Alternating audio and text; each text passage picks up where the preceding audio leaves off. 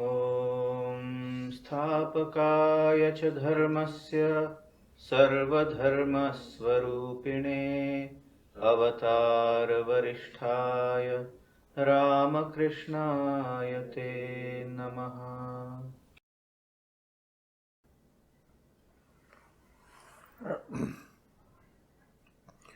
Dear friends, welcome back to the study of the Bhagavad Gita, and we were in the thick of the study of the third chapter, where the concept of Karma Yoga, which is a direct and independent means to realization, is the subject matter, and we are at the thick of it. We have now seen how to convert the concept of work into concept of worship. I would not repeat that again. It is a psychological process, an attitudinal correction. The attitude with which we work and a new attitude that we have to put into that concept of work so that the awareness of presence of the divine and all our activities are offered to the divine is the criteria. We have studied it enough.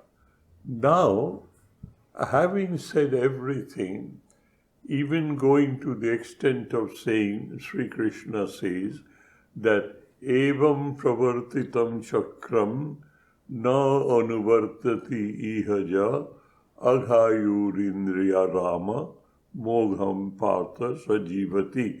With that, he partially concludes that section. What does he say? I have put in motion, in a circle as it were, how I run this world. If you contribute to that idea, if you follow that idea, if you don't go into a reverse cycle, then you will be immensely benefited. If you don't, then your life will be just worthless. Now, immediately you can ask me, sir, we see very happy, contented people in this world, rich and absolutely on the top of the society. How do you say that their life is worthless and useless? So we start with a premise. What is that premise? That we are born as a human being, the most evolved of all biological creatures. That evolution of ours, which has made us born as a human, has a purpose set by the divine, that chakram, that circle. What is that? That if I can follow that dictum, I will be able to reach a particular goal. So the human life, the process of orientation, the process of evolution is oriented towards a particular goal specially reserved for humans. No other biological creatures, not even gods and goddesses, can achieve that excepting a human. That is, what is the purpose of being born as a human? The purpose is jivana mukti sukha prapti hetabe janma dharanam. That I am born as a human, the only and only reason is that I have been born as a human is to enjoy the fruits of being jivita eva mukta san, jivana mukti. That is, one who is totally free from every bondage. He is one with the Absolute. Jivana Mukti is a state achieved after realizing oneness with the Absolute, Atmadarshi or Brahmadarshi. That is, once you have known your true original nature, you are one with the Absolute in the cosmic proportion, you remain in this body and you enjoy an enormous amount of inexplicable, indescribable, ecstatic joy. Jivana Mukti, Sukha Prapti. To achieve that you are born. So when he says, Aghayur Indriya Rama, Mogham Partha Sajivati. Indriya Arama. He is delving with, he is involved with the perceptual observation and emotional interaction with the worldly pleasures, that is, carnal, physical pleasure. So what purpose is his life? He lives like any other creature. Being born as a human is not being fulfilled. We have studied that. We have studied shloka number 17. By contrast, he says, by performing Karma Yoga, and I have analyzed to you many a times how Karma Bhoga can be converted into Karma Yoga, and how a Karma Yogi slowly and slowly, through the process of Karma Yoga, saturates his own being, his own personality with the awareness of presence of the divine, and in the process gets saturated with the presence of the divine in his own heart, and he divinizes himself or herself. There's no gender difference in that. A human being, whether a female or a male, whether a gentleman or a lady, they can achieve that goal. What happens to that person? Does he grow two horns and a long tail to prove that he is a realized soul? We see realized soul behaving just like a normal human being, but he is anchored to that optimum experience of his. That state is being described by contrast. What is the goal of a Karma Yogi? Jastu Atma Ratireva Syat. One who is absolute delighted in thinking about the divine. What does it mean? His total personality, his total being, his character is saturated with the awareness of presence of divine within himself and in the whole cosmos. Wherever his eyes fall, he sees the divine contained in a container. It's not that he doesn't see you. With his eyes, perceptual, observation, he sees you. But because of his experience he has achieved as oneness with the whole cosmos, he sees the presence of the divine in you. You as a separate entity does not exist. He is everywhere, contained in different containers. And that is his great delight. Jastu Atma Ratir Eva Syat.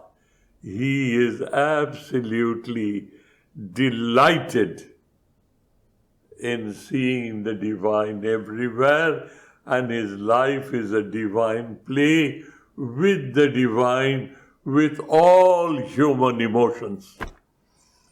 Weeping, laughing, joking, smiling, everything is divinized. Jastu Atma Eva Shat. Atma Triptasya Manava. He is totally satiated with that concept that I am the Atman, Satchidananda Sarupoham, Shivoham Shivoham. I am that. And he is absolutely contented. He doesn't go out of this orbit. And thirdly, he says, Atmani eva jasantushta. He is so contented that he doesn't want to go anywhere else. He wants to rotate in that area. I am in God. I am with God. I live for the sake of interacting with the divine in this infinitely diverse world. And I am in it all the time. And I've achieved that state by the blessings of the divine. I am in God. I am with God. I live for the sake of serving God, seeing God everywhere. And that too happens by the blessings of God. That is what he is. This is the goal that a Karma Yogi can attain. Previously, dears, before the advent of Sri Ramakrishna and the Divine Trinity, the Holy Mother and Sharda Devi, the society always chose one path. This is the path of realization and nothing else. As for instance, Acharya Shankara, path of rationality, Jnana Yoga, and nothing else. Chaitanya Mahaprabhu, though he was an incarnation Jnani, but to set the spiritual movement going, helping people, he highlighted Bhakti Yoga, Bhaktivad. That every moment of your life you emotionally interact with God through puja, part, etc., etc., etc., etc. Conventional Sattva-guni Acharana. That is Sattvic Acharana. That is how you did. Then came the Divine Trinity. They found and they said, a human being as an integrated personality have 4 different faculties: rationality, emotionality, ingenuity, and determination, willpower.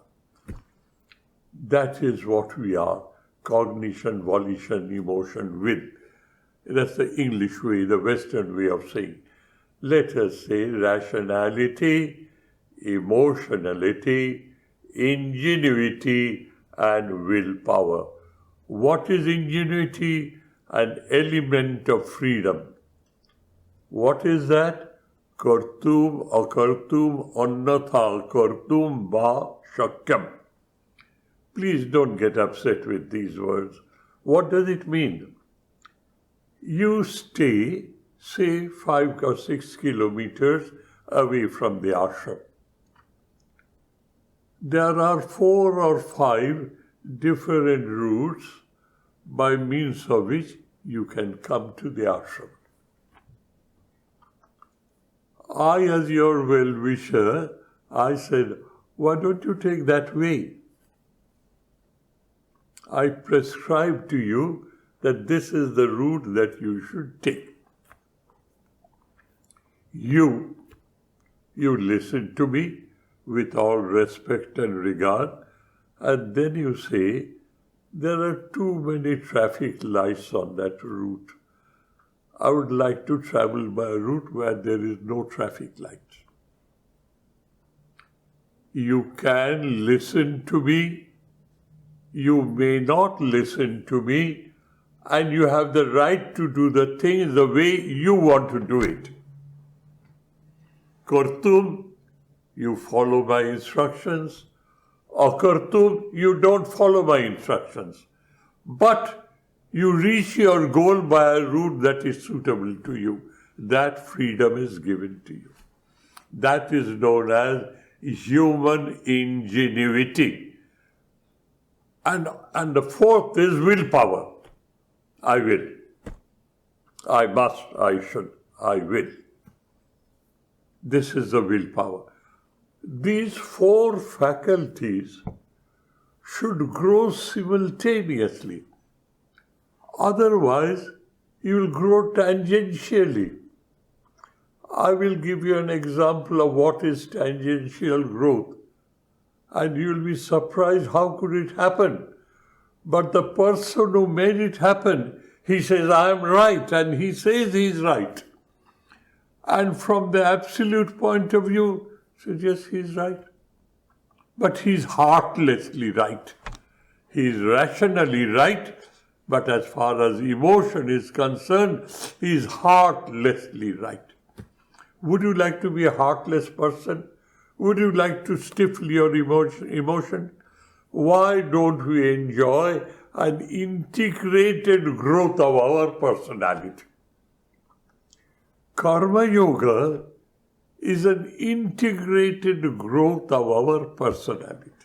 I'll explain to you because this is such a wide thing, such a wide-based thing. If you can understand it and perform it, dear, in your life, Swamiji guarantees to you it's a direct and an independent means to realization, and you will be an integrated, wholesome personality.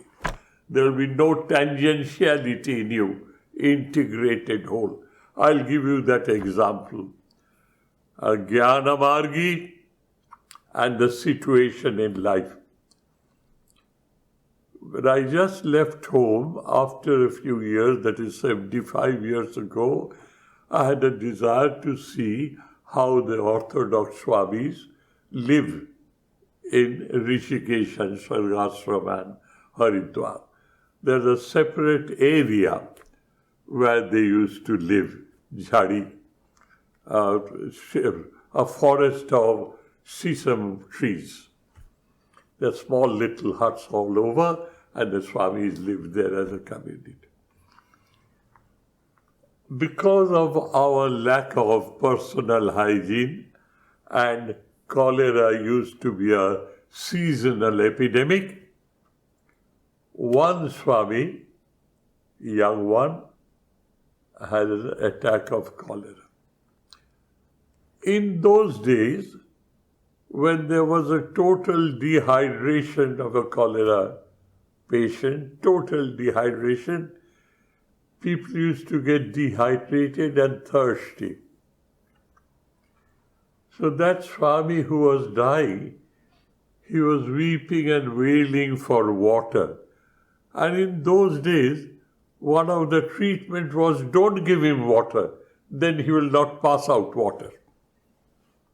That was the system those days. These days, they put in extra water to stop it with medicine, whatever it may be.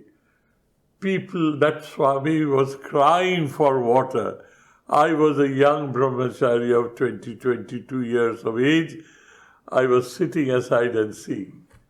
And I was feeling, why don't we give him a little water? After all, he is to die. One of the other younger Swamis, emotionally he could contain himself. He took an earthen pot full of water and kept near him. And the man somehow or other was crawling towards that water pot. a very senior Swami, in a place of hierarchy, a senior Swami, he was angry to that young man. Why did he give him water?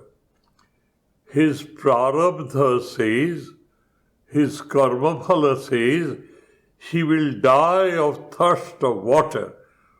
What right has this young man to spoil his prarabdha bhoga? He comes forward, kicks at that water pot, it breaks and fudges away, and the man was almost going to touch. And in that exhaustion, this is what I saw. I was terribly upset. It is absolutely inhuman, it is brutal, it is heartless, senseless, irrational. That was my reaction. And when I was very excited, I told to my senior Swami, Swami, this is what has happened. How do you justify this? Swami says, that Swami is an intellectual giant. He believes in karma, karma phala, and prarabdhavad. He honestly believes it. He says he is suffering because of his prarabdha. Let him suffer, let them prarabdha wiped out, and he goes to his maker. That's why he kicked it out. And then he parenthetically said, that is a tangential development in the name of spiritual discipline of a so-called Jnana Margi.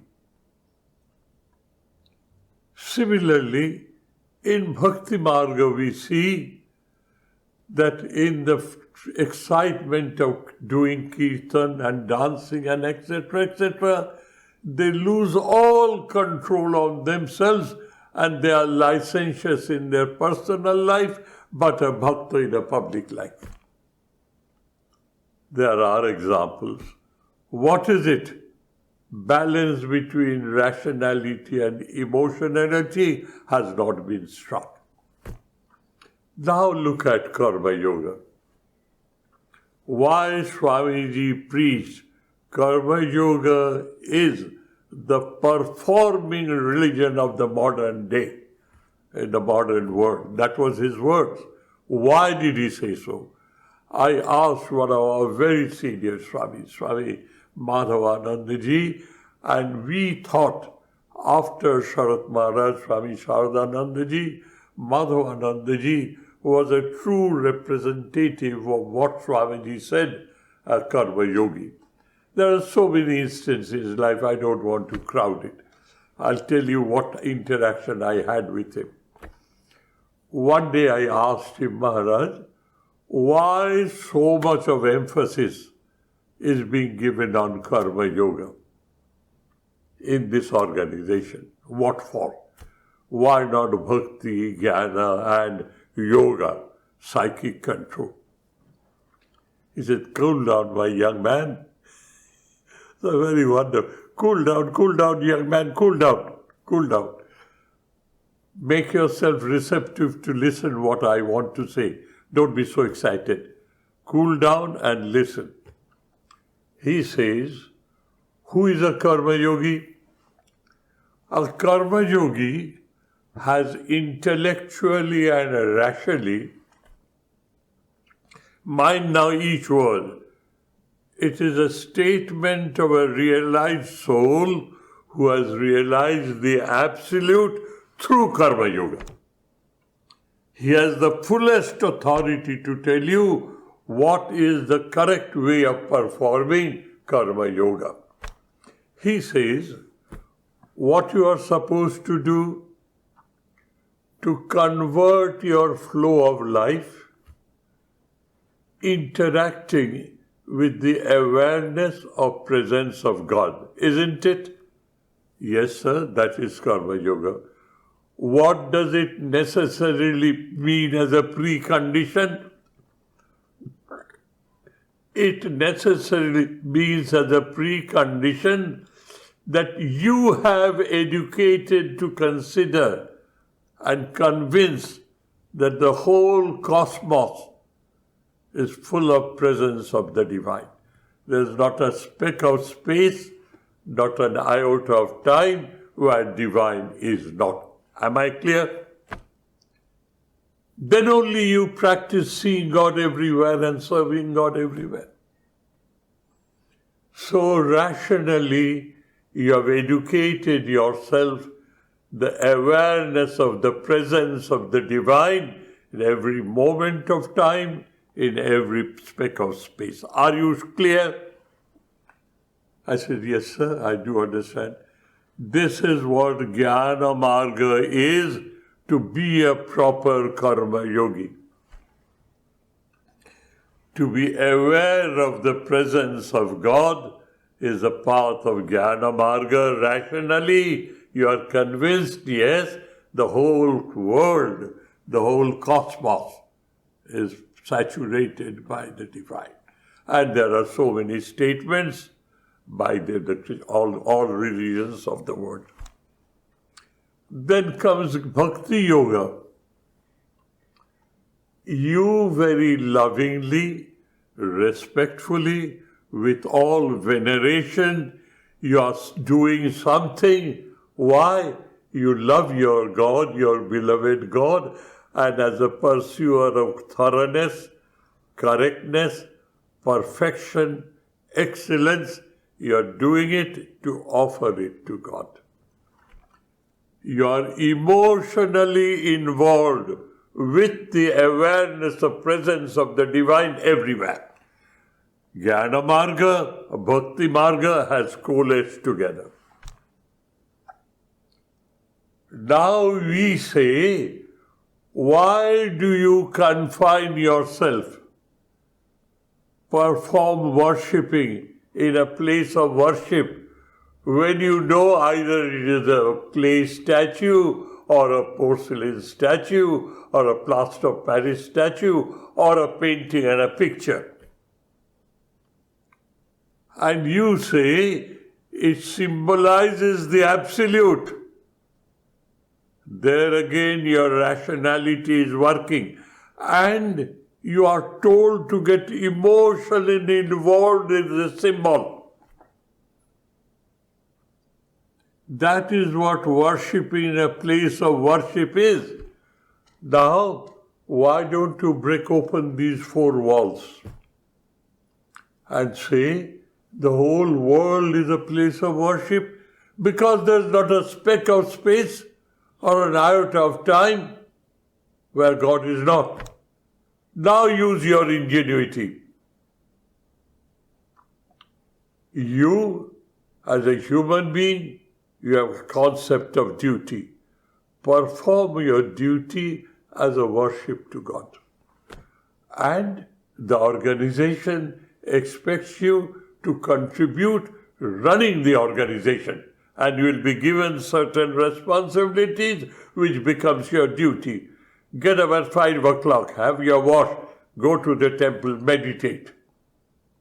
Rationally and emotionally get involved with the awareness of presence of God by controlling your mind. Raja Yoga, control your mind. So to be a Karma Yogi, you have to be a Jnana Margi, a Bhakti Margi, and a Yoga Margi. To be a perfect Karma Yogi. Your mind will be under control, your conviction is under your control, and your emotional involvement is under your control. And you convert your flow of life into an interaction with the divine. That is the excellence of Karma Yoga, of all yogas together. In the process, what happens?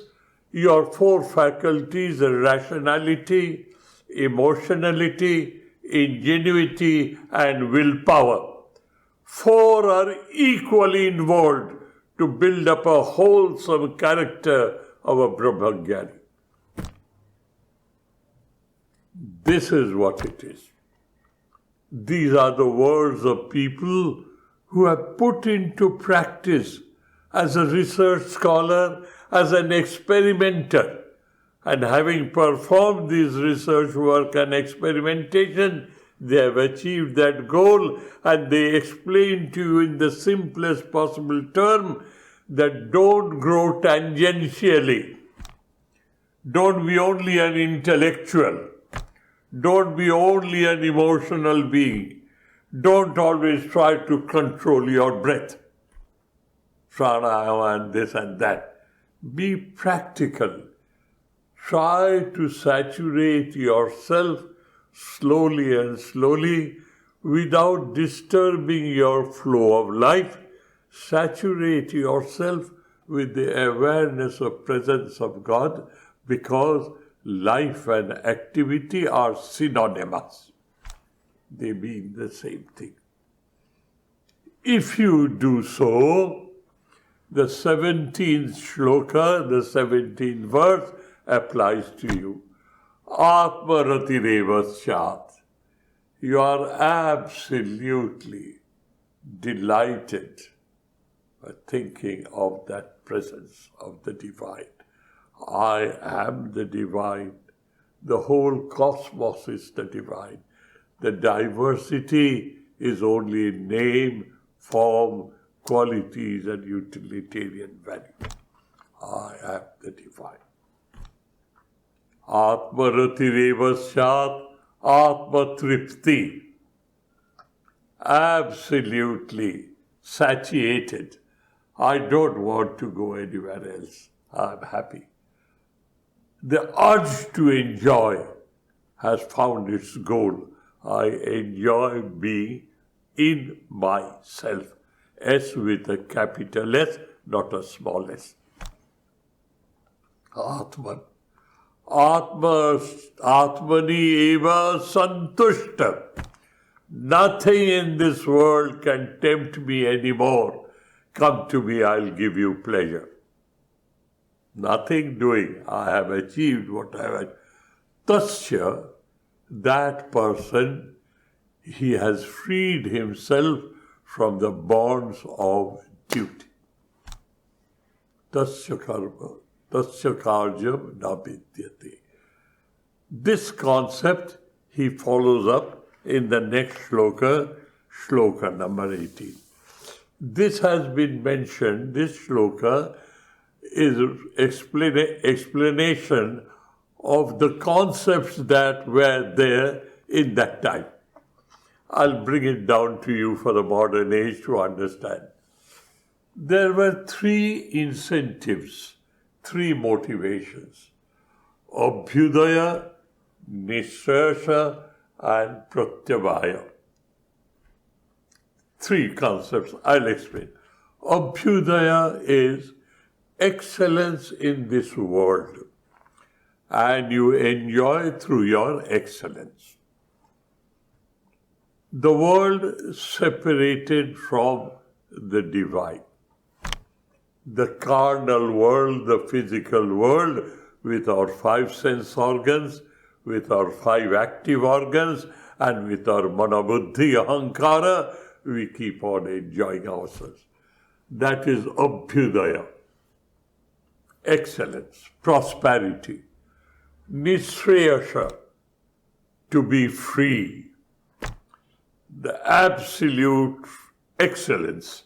Shreyas, Nishreyasha, absolute excellence, supreme excellence. That is moksha and mukti. That is also part of your duty if you have decided that way. And the third is pratyabhaya. Akarane papavasti. Akarane pratyabhaya. What does it mean?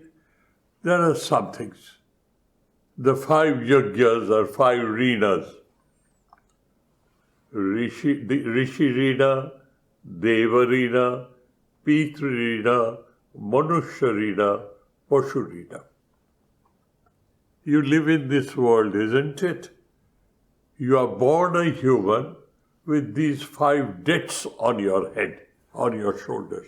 What are those 5 debts? You have to read what rishis have left behind for your betterment. If you do, you don't gain anything. You are paying back your loan.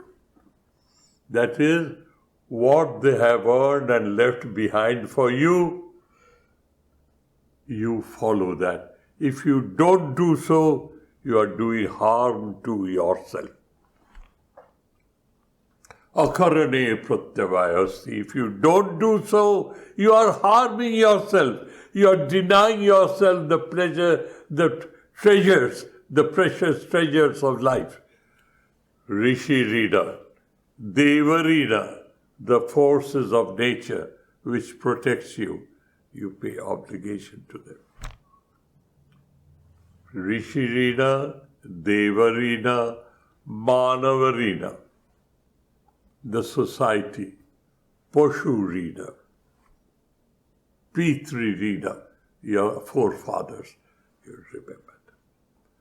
And look after them. Without doing so, you are denying yourself your privileges. This word, this idea is in this 18th shloka. Naiva tasya kritena artha. Tasya kritena artha na vidyate. What does it? I do something to gain something. Abhyudaya. I do something, I do it as a worship to the divine, a service to the divine children. I do for no other purpose. Naivatasya kritenartha na kritena iya kashana. And if he doesn't do anything, if he meditates all the time, he is all by himself. He doesn't want anything. Why? The area of wanting has disappeared from him because he is now one with the cosmos. There is no vacuum. There is nothing which you need to achieve.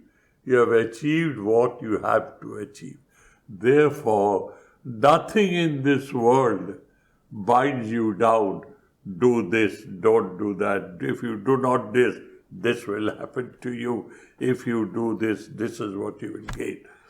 All those ideas have totally disappeared from him. This is how a realized soul statement is being explained. Let now complete the section. What is the last shloka to complete the section? Though he will carry on, but he now says, tasmat, therefore, to conclude. What does he say? Let us read the shloka first, and as it is, let us go through word-to-word translation, then the translation of the sentence, grammatically correct sentence, and finally, what is the intention of the author? What does Sri Krishna wants to drive home? Lakshartha. Shabdartha, Bhakyartha, Lakshartha. Word-to-word meaning. Bhakyartha is meaning of the sentence. And finally, Lakshartha, intention of the author, what he wants to convey. All the three aspects.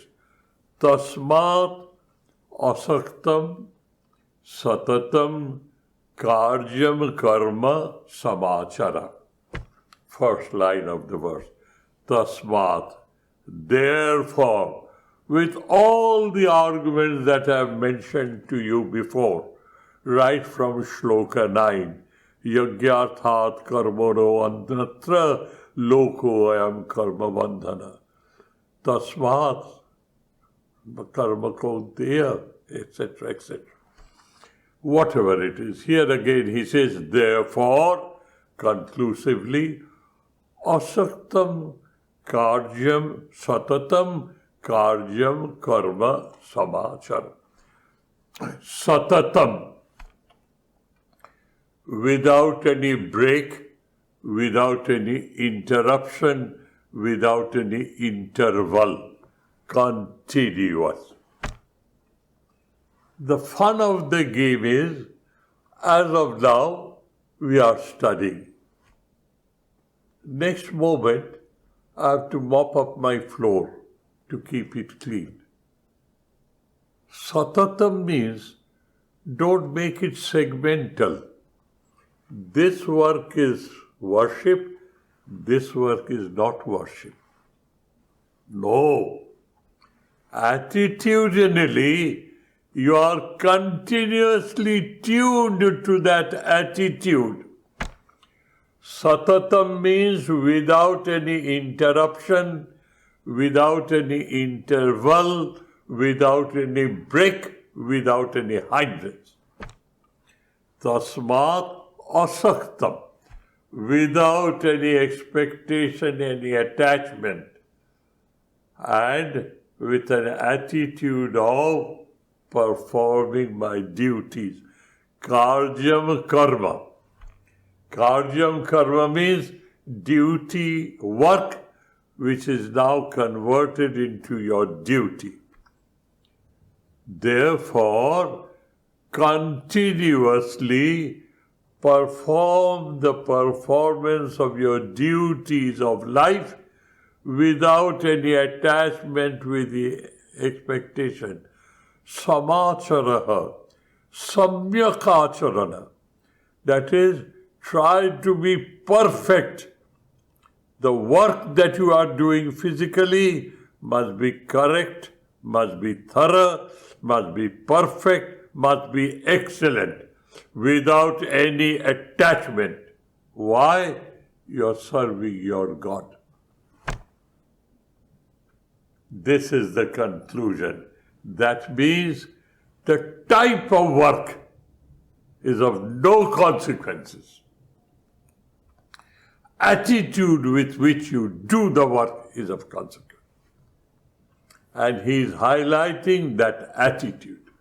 Tasmat, therefore, Sri Krishna is now concluding, asakta, don't be attached for abhyudaya, that's worldly gains. And nishreyasha, you leave it to him. You do your duty. Duty without any break, without any hindrance, without any without any interruption, without any interval. Satatam, continuously maintain that attitude. The type of work has no meaning. The attitude with which you are performing the duty of life is what is matters. And do it samachara, samyak, thoroughly, correctly, perfectly, excellent. Why? Why does he say so? Why is he so an exacting disciplinarian? He's giving you no freedom. You must do this, you must do this, you must do this. Why? Because he says, asakta hi apacharan purush karma param apnoti purushaha. Performing your duties of life, or let me be more clear, converting your flow of life. Converting your flow of life and perform it with an attitude of worship without any expectation from anybody in the world. If you can do so, Sri Krishna says, Purusha Parama Apnoti. That person who performs it in this way, he will definitely achieve the supreme goal of being one with God. That's it. Karma Yoga. So now you try to understand what important role, indispensable role, the concept of Karma Yoga plays in the life of a modern human being who cannot go back to Jaga, Yajna, and this and this and this. His life is full of performance of duties from morning till night, from night till morning. He is bound down by his sense of duties. He has no freedom. Good enough. Convert that performance of duty into an endless interaction with the divine. Let me read this shloka once again and let us stop here. What does he say? Tasmat, to conclude, therefore, in conclusion, asaktaha, without being attached. What is that attached? Expectation of the results of my activity. Whether it is abhyudaya, worldly prosperity, or nisreyasha, my moksha or mukti. Don't bother. Be unattached, be totally detached, don't have any expectation. Samacharaha karyam karma satataha. Satataha karyam karma asakta san samachara. This is the paraphrase. Therefore, be totally non-expectant. And convert your flow of life, all types of activity, gardening, dairy management, poultry management, kitchen management, janitor's work, or worshipping. Whatever your flow of life demands of you, convert them into an act of worship without expectation. This is the tall claim, this is the discipline that Sri Ramakrishna places before you. Asakta satatam karjam karma samachara. Asakta son, be totally uninvolved, without any expectation. Continue to perform your duties of life, or continue to perform the duties of life in the flow of your life, not considering what is the type of the work, but the attitude with which you perform your work. Samachara. Why does he say so? Why is he so exacting? Why is he so, I would say, insistent that you must do this? Because he says, asakto hi acharan karma, if you can convert your flow of life by performing as a perfectionist, as a thoroughness, as a correctness, excellence, asaktam kasatam karma, param apnoti purusha. The person who has mastered this art, the way to his sublime knowledge is absolutely open. Param apnoti, prapnoti, adhigamyate, as you see in the Upanishad. You be and become, that is, you are saturating your personality with the awareness of presence of God, both rationally, emotionally, psychically, and through your freedom of choice. This is how Sri Krishna is instructing us how to go about it. And then we'll follow again. This will continue. There are 40-odd shlokas. We have only covered 19 of them. But slow but steady wins the race. Don't be in a hurry. Let all the earth seep into you. More it seeps into you, easier it will be for you to perform. And more it doesn't seep into you, keep it into your head, you will not be able to perform. Therefore, allow it to seep into you by being repetitive, so that it creates a deep groove in your force of habit. That habit will make you perform to flow of your life into a Karma Yogi. And by doing so, direct and independent means to realization. That is what Swami says. Thank you, dears. Thank you ever so much.